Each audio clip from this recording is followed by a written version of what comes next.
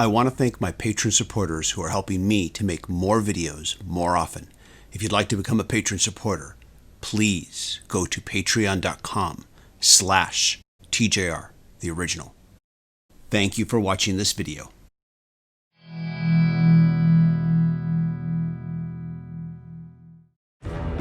Nice pad.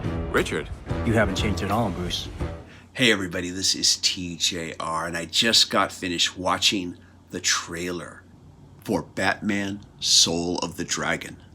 Yes, I know, I'm a little late to the party. This trailer was released a couple of weeks ago, and I realized that's 100 years in internet years. But hey, I've been busy with a lot of stuff, but I'm really glad that I finally got to see this trailer.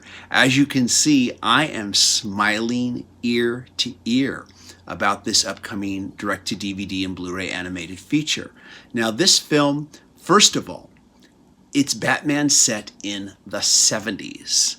Secondly, it's also set within the aesthetic of a 70s kung fu martial arts exploitation movie. What more could you ask for? I ain't ever gonna turn down whooping somebody's ass. Now, as a kid, I grew up reading Batman in the 70s. During this time, Batman was being drawn by Neil Adams and Dick Giordano and was being written by Denny O'Neil. There was a concerted effort on the part of the creatives and on the part of DC Comics to distance the character from the 60s Batman campy TV series. By the way, that's not a put down on Adam West Batman. I love the campy Adam West Batman as much as I love the dark, brooding Dark Knight. But I digress.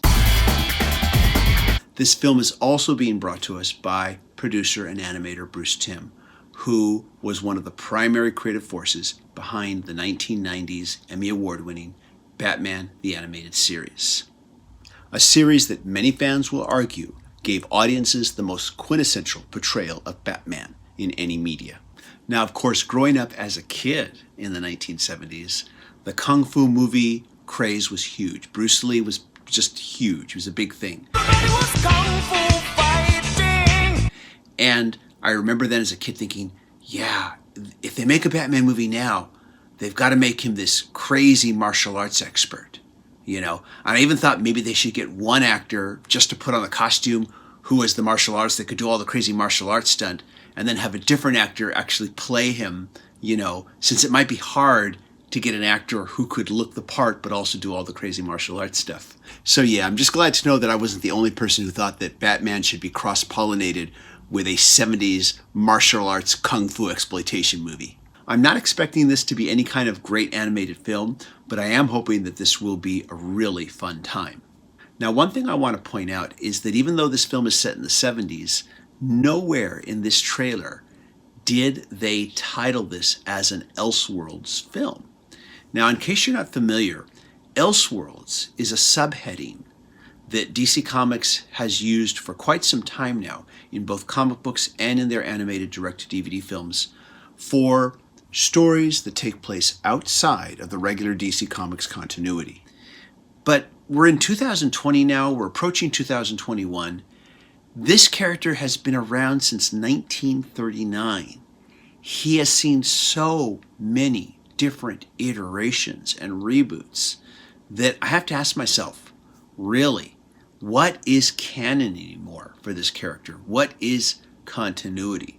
I think for a lot of fans, canon and continuity are the Batman stories that they read during their formative years. And for me, that would have been the 70s, although I have read the character beyond the 70s, and I've certainly read the character from decades past.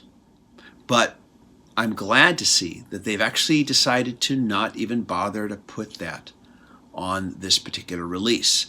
Quite frankly, these days, I think the Elseworlds heading is just not really necessary anymore. I think we should just let creatives just do the best Batman stories they can do, regardless of the time that it's taking place in. Go ahead and do a Batman story in the 50s, or the 80s, or one set in the 1930s, which is what I personally would love to see. I would love to see a Batman film set in the late 1930s, which is when the character premiered. use continuity when it's helpful to your story, but otherwise, just make the best story you can. Anyways, though, those are my thoughts. Let me know what you think. And are you excited for this film? Leave a comment. As always, if you like what I'm doing, be sure to click like, click subscribe, and smash that bell notification icon so you can know when I release new videos. Everybody, thank you so much for watching, and hope you all stay safe and healthy. Bye-bye.